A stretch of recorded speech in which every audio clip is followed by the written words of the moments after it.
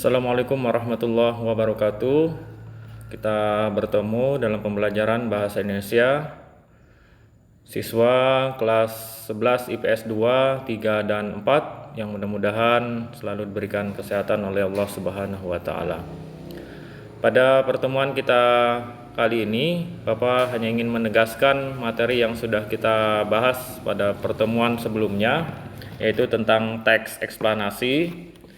Yang pertama, pengertian teks eksplanasi adalah teks yang bertujuan untuk menjelaskan proses suatu fenomena alam atau fenomena sosial. Jadi fenomena alam seperti hujan, gempa bumi, atau juga tanah longsor atau kejadian lainnya yang berkaitan dengan fenomena alam. Nah, ini dibahas dalam teks eksplanasi. Atau juga fenomena sosial yang berkaitan dengan pengangguran, kemiskinan, dan seterusnya. Nah, ini bisa menjadi bahan dalam teks eksplanasi. Teks eksplanasi ditulis untuk menjawab pertanyaan bagaimana dan mengapa suatu fenomena dapat terjadi. Nah, mengapa terjadi gempa bumi, kemudian bagaimana prosesnya. Nah, ini akan dibahas secara rinci dalam teks eksplanasi. Yang kedua, ciri-ciri teks eksplanasi: memuat informasi bersifat keilmuan atau fakta, menjelaskan suatu fenomena, baik itu fenomena alam maupun fenomena sosial. 3. Struktur teks eksplanasi terdiri dari pernyataan umum, proses kejadian, dan interpretasi.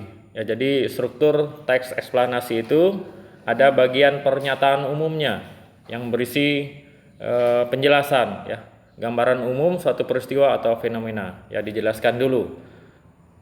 Gempa bumi adalah apa, nah gitu ya. Jadi ada penjelasan pengertian di bagian awal. Nah, kemudian proses kejadiannya.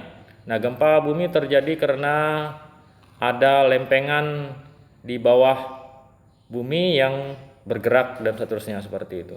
Nah, kemudian interpretasi merupakan bagian akhir teks eksplanasi yang berisi simpulan atau pendapat penulis. Nah, di sini ada simpulan atau pendapat penulis yang di bagian akhir dari teks eksplanasi itu. Lanjut, 4. Kebahasan teks eksplanasi. Nah, terdiri dari konjungsi kausalitas. Kausalitas itu menunjukkan sebab akibat, ya. Lanjut, konjungsi kronologis, ya, hubungan waktu. Artinya ada urutan kejadian. Nah, di situ konjungsi kausalitas terdiri dari sebab, karena, oleh, karena itu, oleh, sebab itu, sehingga.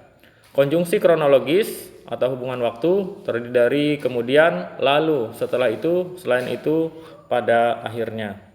Nah, kita lihat di sini ada teks eksplanasi yang berkaitan dengan fenomena alam, yaitu tsunami. Nah, kita lihat strukturnya di situ. Ada pernyataan umum, proses kejadian, dan interpretasi. Nah, ini silakan nanti bisa dibaca bahannya di Google Classroom. Nah, fenomena sosial yang berkaitan dengan permukiman kumuh. Nah, ini ada pernyataan umum, proses kejadian, dan interpretasi.